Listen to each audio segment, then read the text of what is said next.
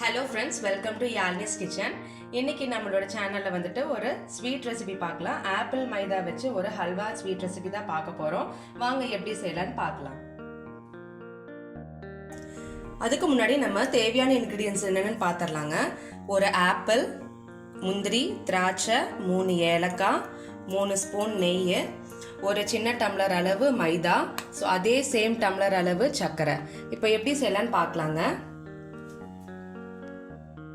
இப்போ ஆப்பிளை வந்துட்டு ஸ்கின்னை பீல் பண்ணிட்டு இந்த மாதிரி ஃபைனாக பேஸ்ட்டாக வந்துட்டு நம்ம அரைச்சி எடுத்துக்கணும்.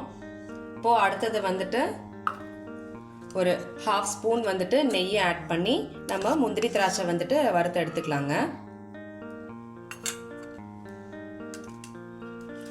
நம்ம எடுத்து வச்சிருக்கிற முந்திரி திராட்சையை வந்துட்டு இப்போ வறுத்து எடுத்துக்கலாம்.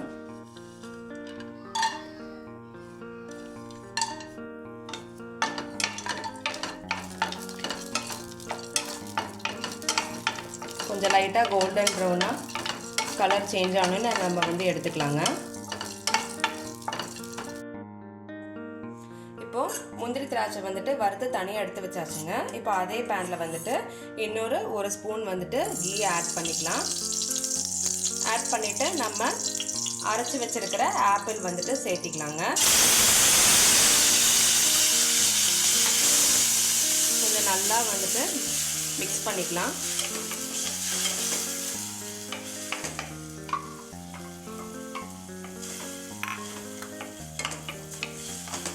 ஒரு 2 மினிட்ஸ் அப்படியே வந்துட்டு நம்ம கைவிடாமல் இந்த மாதிரி மிக்ஸ் பண்ணிகிட்டே இருக்கணுங்க.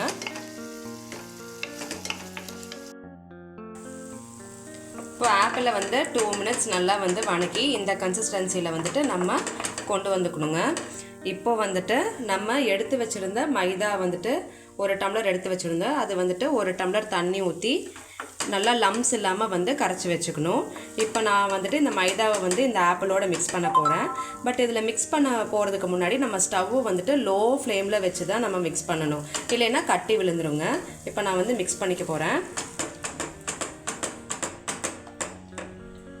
இது வந்துட்டு கொஞ்சம் கை விடாமல் கெட்டியாகாமல் இந்த மாதிரி நல்லா மிக்ஸ் பண்ணிகிட்டே இருக்கணும். நம்ம மிக்ஸ் பண்ணினதுக்கப்புறம் நம்ம அதுக்கப்புறம் சுகர் ஆட் பண்ணிக்கலாங்க.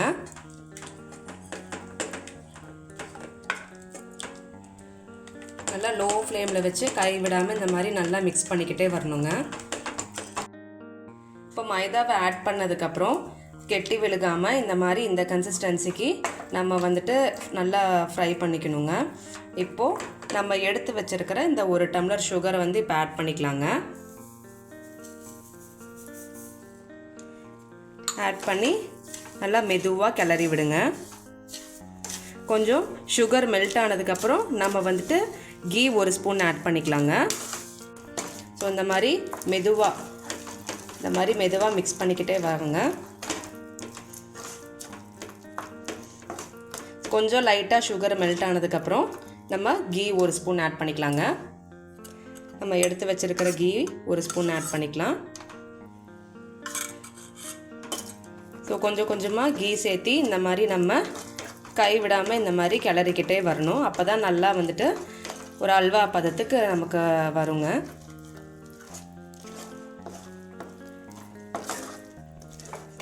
ஸோ உங்களுக்கு அந்த டிஃப்ரென்ஸ் தெரியும்னு நினைக்கிறேன், பாருங்கள். இப்போது இன்னொரு 1 ஸ்பூன் கீ ஆட் பண்ணிக்கலாங்க.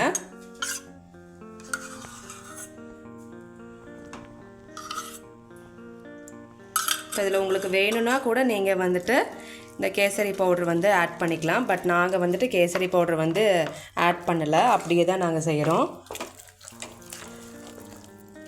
நல்லா ஸ்டவ் வந்து லோ ஃப்ளேமில் வச்சு நம்ம வந்துட்டு கிளறிக்கிட்டே வரணும். அப்போ தான் கெட்டி விழுகாமல் இந்த ஸ்டேஜ் இந்த கன்சிஸ்டன்சிக்கு நம்மளுக்கு வருங்க.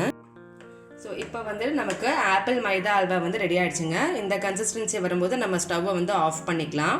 இப்போது நம்ம ஃப்ரை பண்ணி வச்சுருக்கிற முந்திரி, திராட்சை, ஏலக்காய் எல்லாமே வந்துட்டு இதில் ஆட் பண்ணிக்கலாங்க.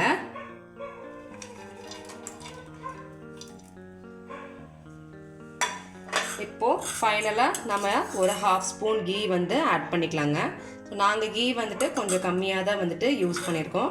ஸோ உங்களுக்கு இன்னும் கீ அதிகமாக வேணும் அப்படின்னா நீங்கள் இன்னும் ஒரு 2 ஸ்பூன் அளவு யூஸ் பண்ணிக்கலாங்க.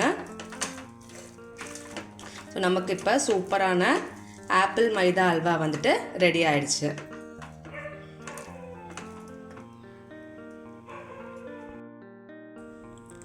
இப்போ நமக்கு ஆப்பிள் மைதா அல்வா வந்து ரெடி ஆயிடுச்சுங்க. ஸோ இந்த ரெசிபி செய்கிறதுக்கு வந்துட்டு ஒரு 10 மினிட்ஸ் போதும். நம்ம ஈஸியாக இந்த ரெசிபி வந்து செஞ்சிடலாம். ஸோ நீங்களும் வந்துட்டு ட்ரை பண்ணி பார்த்துட்டு எங்களுக்கு கமெண்ட் பண்ணுங்கள். ஸோ எங்கள் சேனல் உங்களுக்கு பிடிச்சிருந்ததுன்னா லைக் பண்ணுங்கள், ஷேர் பண்ணுங்கள், மறக்காமல் சப்ஸ்கிரைப் பண்ணுங்கள். தேங்க்யூ.